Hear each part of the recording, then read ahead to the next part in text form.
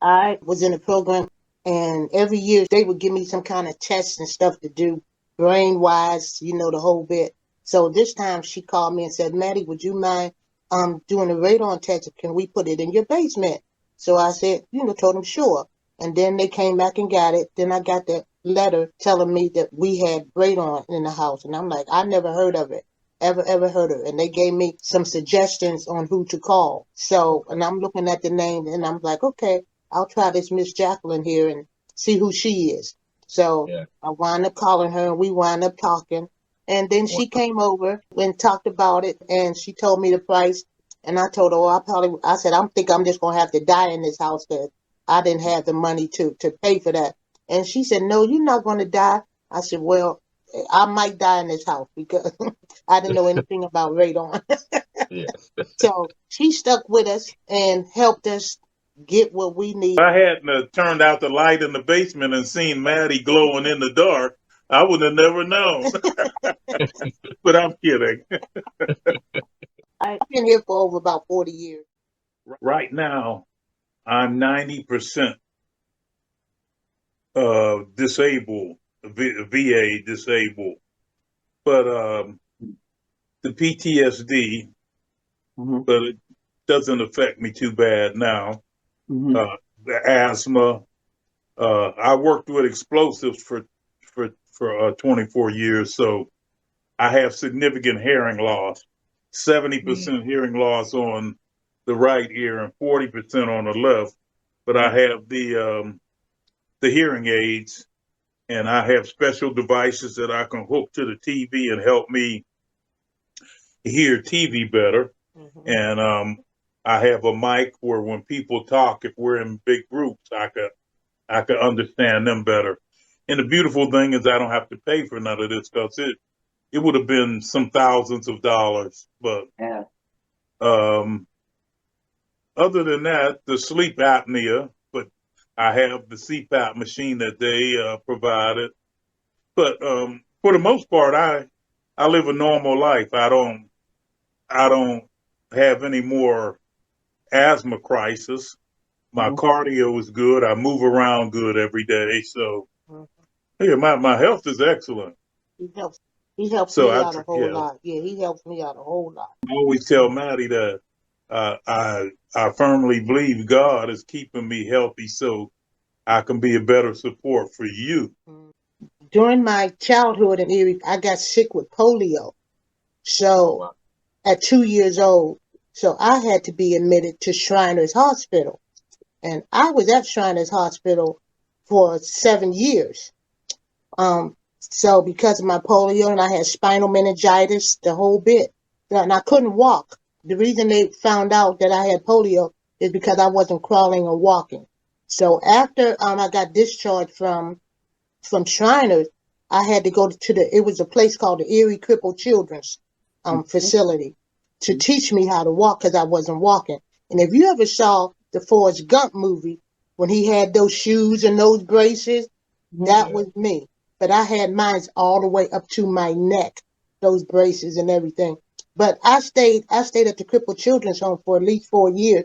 They had to teach me how to walk and get my body straight. So because of me having polio to this day, everything on my body is replaced. My knees is replaced, my hips are replaced, my shoulders are replaced because it affected me that bad. But there's been, kids worse than me. So I'm grateful that God has brought me through all of this. Amen. So that's a blessing. Even though I got all these replacements, I don't mind. I'm still walking. Roy and I are so appreciative. We've been like, I sent all the pamphlets over to the church. We discussed Wow. it at the church. Yeah, we even arranged where we could have a presentation at the Yeah, we had a church, presentation and at the we church. handed out test kits from there. Yeah, told Yeah, everybody about it, and a lot of people never heard of it. A lot of black people never heard of it and wanted to know how I found out about it. And I told them it worked out really good at the church.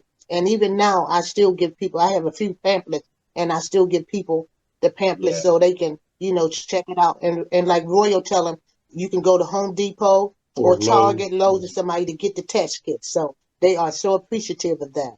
Now, when I was So giving the presentation at church, the one thing that I really elaborated on was the fact that radon is like carbon monoxide. It's odorless, it's Mm-hmm. tasteless. Mm-hmm. You don't know it's there. Mm-hmm. The immediate effects is not present, but over a period of time, it can evolve into cancer. Right. So it would be in their best interest to be tested. And I let them know that cancer from radon is the second cause of cancer next to smoking.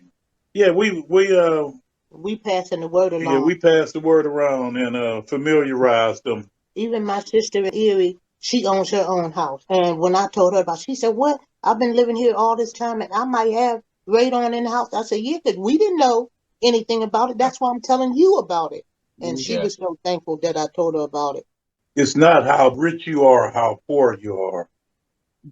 Life is important. And if we can preserve life, we can prevent somebody from going through terminal illness. Yes. I would say save those lives. It's not about how high you get up in this world. I don't care what walk of life you come from. Your life is important. I would say radon is a silent killer. And no matter what you have to do, please, please, please get tested. And the scariest thing about it is you can be walking around from years and never know the effects that it's having on your body. Right, right. So it's lung cancer. So please get tested. Let somebody test your house, or you get tested and advertise it to whoever you can advertise it to. Because if you want to stay here on this earth healthy, please test.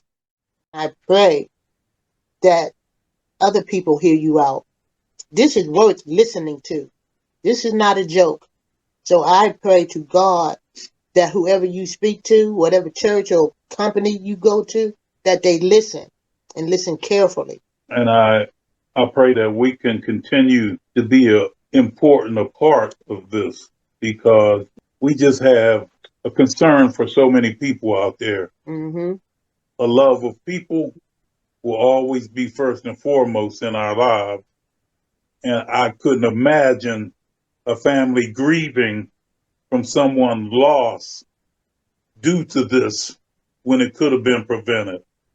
So if we can prevent that heartache, yes, by all means. And I feel like this. If I have this information and not spreading it, knowing what it can do, shame on me. Why would I keep this information and not tell people about it to help them live a better life faithfully, right? My goal is to pass the word as much as I can.